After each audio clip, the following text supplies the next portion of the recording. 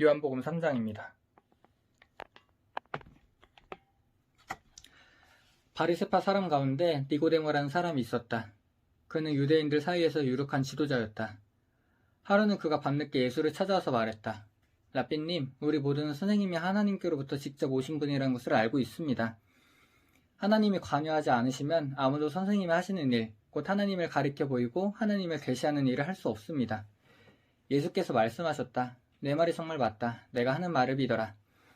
사람이 위로부터 태어나지 않으면 내가 가리키는 하나님 나라를 볼 수 없다. 니고데모가 말했다. 이미 태어나서 다 자란 사람이 어떻게 다시 태어날 수 있겠습니까? 어머니 배에 들어가서 다시 태어날 수는 없습니다. 위로부터 태어난다고 하신 말씀이 도대체 무슨 뜻입니까? 예수께서 말씀하셨다. 너는 귀 기울여 듣지 않는구나. 다시 말해주겠다. 사람은 누구나 근본적인 창조 과정을 거쳐야 한다. 태초에 수면 위로 운행하시던 성령을 통한 창조, 보이는 세계로 움직이는 보이지 않는 세계, 새로운 생명으로 들어가게 이끄는 세례, 이 과정들이 없으면 하나님 나라에 들어갈 수 없다. 아기를 예로 들어 설명하겠다. 태어난 아기는 다만 내가 볼 수 있고 만질 수 있는 몸만 가지고 있을 뿐이다. 그러나 그 몸 안에 형성되는 인격은 내가 절대 볼 수도 없고 만질 수도 없는 것, 성령으로 빚어져 살아있는 영이 되는 것이다. 바로 이러한 과정을 말하는 것이다. 그러니 너는 위로부터 태어나야 한다는 말, 곧 이 세상의 가치로부터 떠나야 한다는 내 말에 놀라지 마라. 너는 바람이 부는 방향을 예측할 수 없다는 것을 잘 알 것이다. 너는 나무 사이를 스치는 바람의 소리는 듣지만 그 바람이 어디서 와서 어디로 가는지는 모른다. 하나님의 바람, 곧 하나님의 영을 힘입어 위로부터 태어난 사람도 다 그와 같다. 니고데모가 물었다. 그 말이 무슨 뜻입니까? 어떻게 그런 일이 일어날 수 있습니까? 예수께서 대답하셨다. 너는 이스라엘에 존경받는 선생님이면서 이런 기본적인 것도 모르느냐? 잘 들어라. 진리를 있는 그대로 일러주겠다. 나는 경험으로 아는 것만 말한다. 나는 내 두 눈으로 본 것만 증언한다. 얻어들은 말이나 전해 들은 말은 하나도 없다. 그러나 너는 증거를 직면해서 받아들이기는커녕 이런저런 질문으로 꼬물거리고 있구나. 손바닥 보듯 뻔한 사실을 말해도 내가 믿지 않는데 내가 보지 못하는 하나님의 일을 내가 말해봐야 무슨 소용이 있겠느냐. 하나님 앞에 내려오니 곧 인자밖에는 아무도 하나님 앞으로 올라간 이가 없다. 모세가 광야에서 뱀을 들어 백성에게 복을 믿게 한 것과 마찬가지로 인자도 들려야 한다. 그러면 그를 바라보는 사람, 그를 믿고 기다리는 사람마다 참된 생명, 영원한 생명을 얻게 될 것이다. 하나님께서 이 세상을 얼마나 사랑하셨는지 그분은 하나뿐인 아들을 우리에게 주셨다. 그것은 아무도 멸망하지 않고 그를 믿는 사람은 누구나 온전하고 영원한 생명을 얻게 하시려는 것이다. 하나님께서 고통을 무릅쓰고 자기 아들을 보내신 것은 세상을 정죄하고 손가락질해서 세상이 얼마나 악한지 일러주시려는 것이 아니다. 아들이 온 것은 세상을 구원하고 다시 바로 잡으려는 것이다.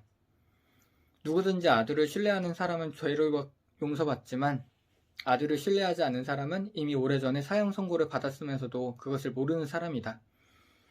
하나뿐인 하나님의 아들을 알고도 그가 믿지 않았기 때문이다.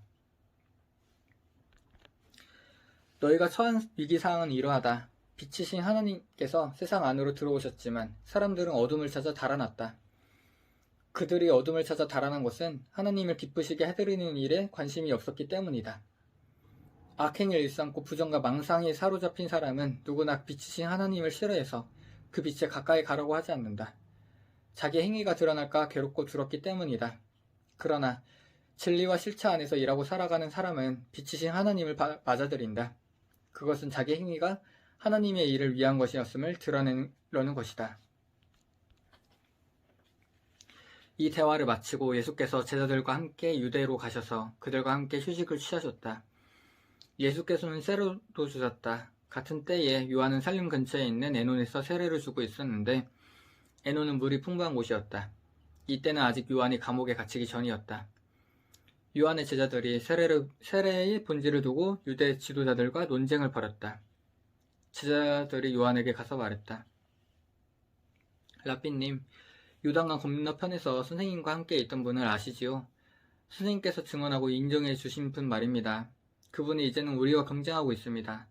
그분도 세례를 주고 있는데 사람들이 우리에게 오지 않고 다 그분에게로 갑니다. 요한이 대답했다. 사람이 하늘의 도움 없이는 성공할 수 없다. 나는 지금 영원한 성공을 말하는 것이다.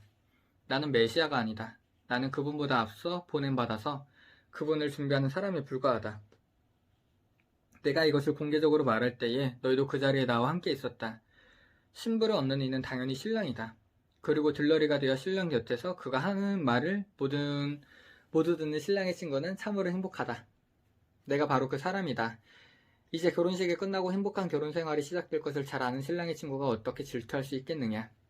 그래서 내 잔이 넘쳐 흐르는 것이다.